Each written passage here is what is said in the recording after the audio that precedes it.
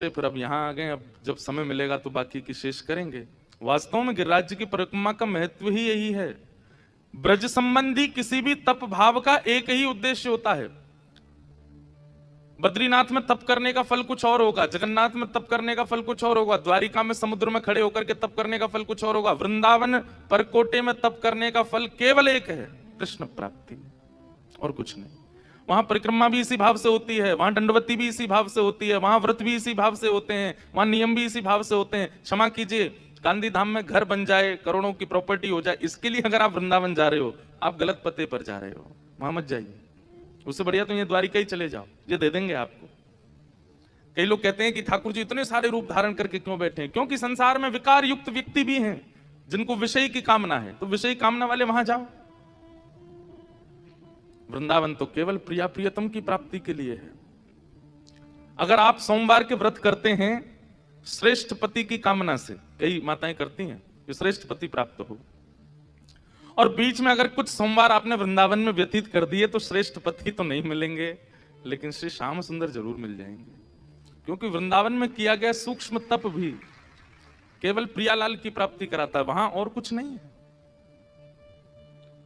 तो गोवर्धन माने जो इंद्रियों का कृष्ण भक्ति में वर्धन करें, उनका नाम है गोवर्धन।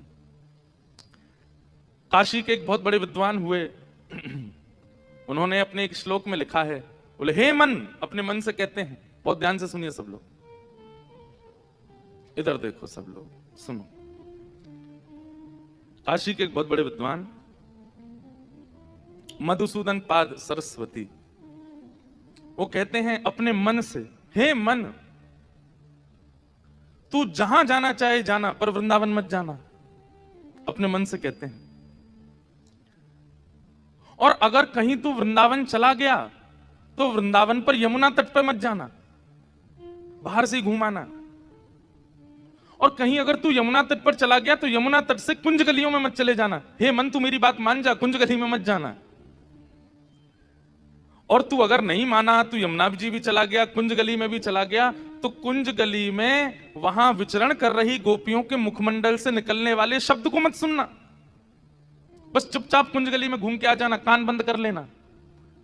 और कहीं अगर तैने वो शब्द सुन लिया कृष्ण नाम का, तो उसको देखने की इच्छा प्रकट मत करना। और कहीं तेरे मन में यदि उसको देखने की इच्छा प्रकट हो भी गई तो एक रात्रि से ज्यादा वृंदावन में निवास मत करना। और कहीं अगर तू एक रात वृंदावन में बस गया और यमुना पुलिन पर टेढ़ी टांग वाले श्याम सुंदर तेरे सन्मुख आ जाएं, तो तू भूल करके भी अपने नेत्र मत खोल लेना।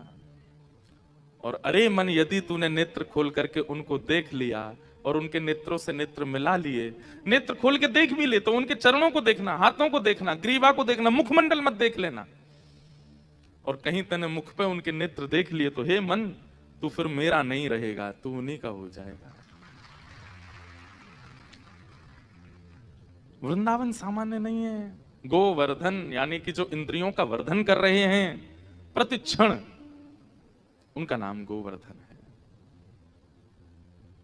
और किनकी इंद्रियों का वर्धन होता है कृष्ण भक्ति में? बोले जो श्री कृष्ण आश्रित उस पर्वत के नीचे विराजमान है, केवल उन्हीं लोगों का होता है। इंद्र का नहीं हुआ, मेघमालाओं का नहीं हुआ, अनेक देवता गंधर्व आकाश से देख रहे, किसी का कृष्ण भक्ति में वर्धन नहीं हुआ, केवल उन ब्रजवासियों का हुआ जो उस पर्वत के नीचे थे। इसका मतलब क्या है? जो आश्रित जन हैं, जिन पर ठाकुर जी की कृपा है, जो ठाकुर जी के नेत्रों के सन्मुख आ गए, उनकी भक्ति का वर्धन जहां हो, वो गोवर्धन।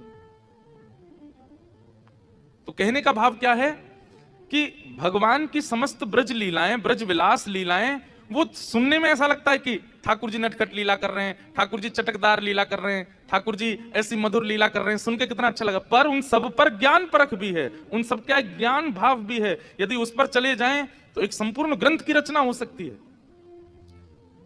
वो तो आजकल इतने सामान्य भाव के लोग कलयुग में, इसलिए सामान्य भाव से पद पदावलियों के साथ में लीला सुना दी जाती है, परंतु प्रत्येक लीला के पीछे एक गूढ़ रहस्य भी है।